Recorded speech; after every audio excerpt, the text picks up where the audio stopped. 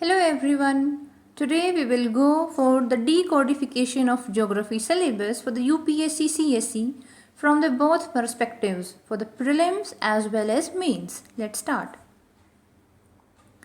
When we look for the prelims and the geography syllabus, only one line is given, that is Indian and world geography, physical, social, economic geography of India and the world.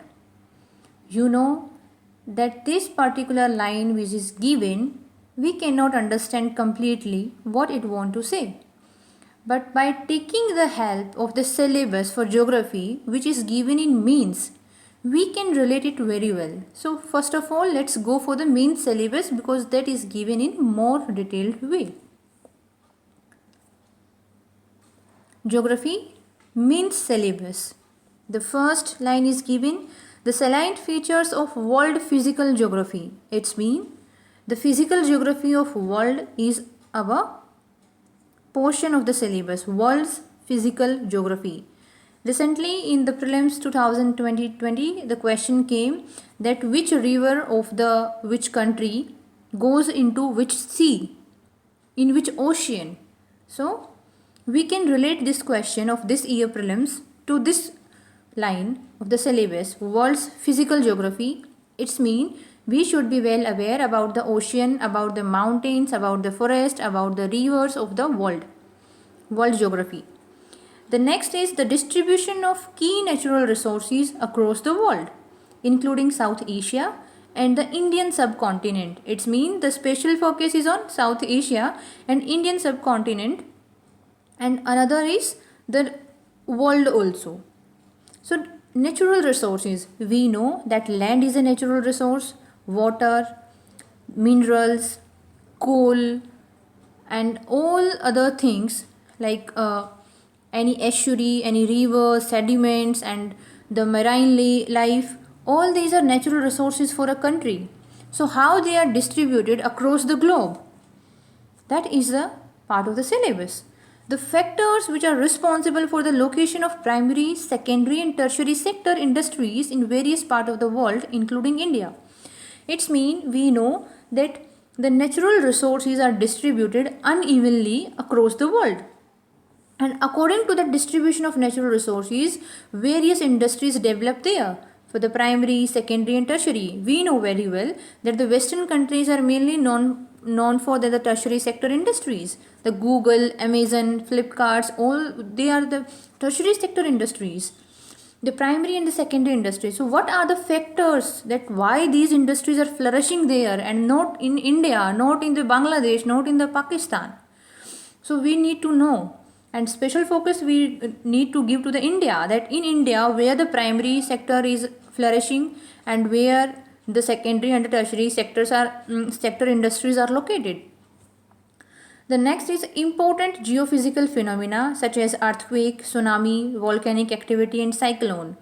So it is explicitly given in the syllabus, and in the prelims 2020 a question came in the prelims that is from the cyclone.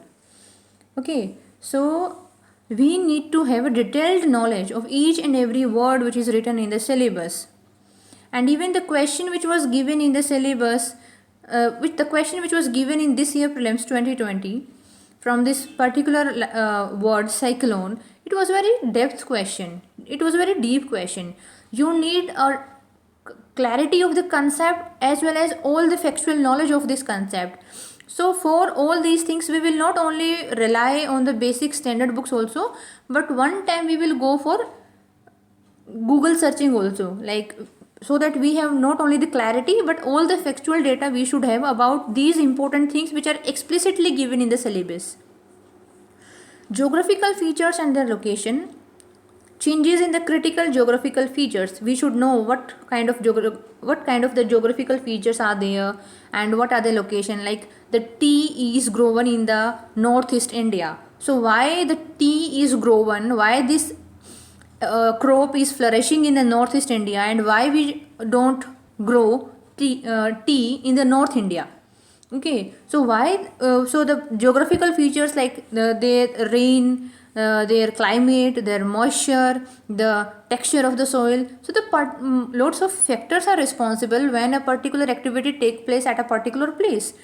So what are the geographical features, their location, changes in the critical geographical features, like when we talk about the coral reef, they are also a kind of geographical feature.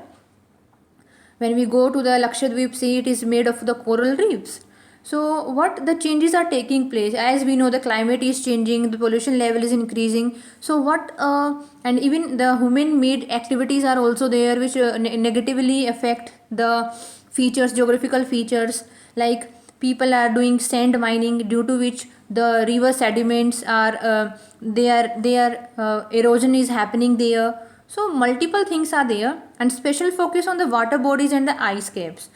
And in flora and fauna, and effect of such changes are what? Like flora and fauna, like marine life is harming.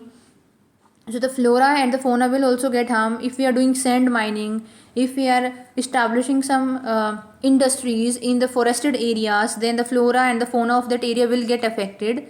It is a very integrated syllabus. You know one thing, that just by reading the syllabus line by line is not enough to decodify the syllabus, because it is a very integrated syllabus, and it is very implication based. When you will look for the questions of the prelims and the mains as well, you will find that just by reading some books or just by going through some stuff, we will not able to answer the questions the way we should. So what we can do to understand the syllabus deeply, and by knowing all the dimensions of the syllabus, we should go for the previous past year questions, not only for the prelims but the mains perspectives also, because we have to go for mains also. Our goal is not only for the prelims. So what we will do on daily basis from tomorrow, what we will do, we will discuss the two questions from the two questions every day from the previous year's questions of the geography. Okay, and we will discuss the question.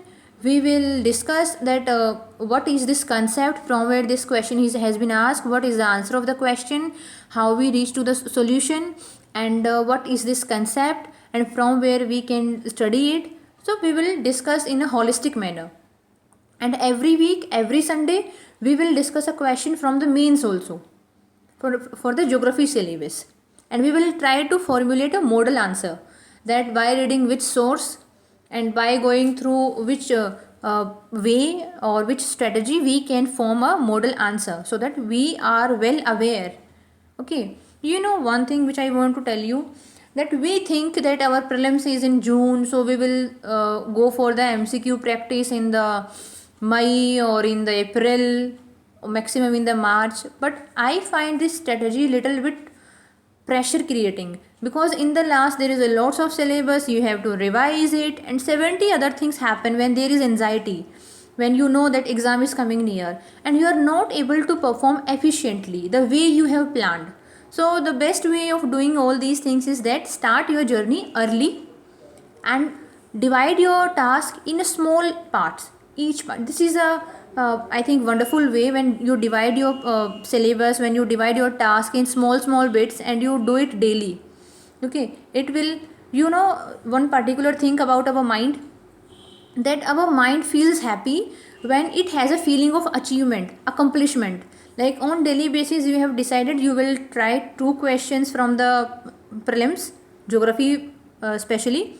Then when you develop a habit of doing 2 questions daily, that after doing those 2 questions, you will feel that yes, you are in the syllabus, you are doing it properly, and you will be there before the time, and you will have a clear revision also. Then you have a great amount of satisfaction, the peace of mind. And when you have that satisfaction and peace of mind, you feel that you are above the syllabus, you are not surrounded by the syllabus. Then you feel enough confident, and even you, when you are confident, I think you can even do those things which you think you are not able to do. So this is our own strategy. Hope we will do it. Thank you guys. Have a nice time.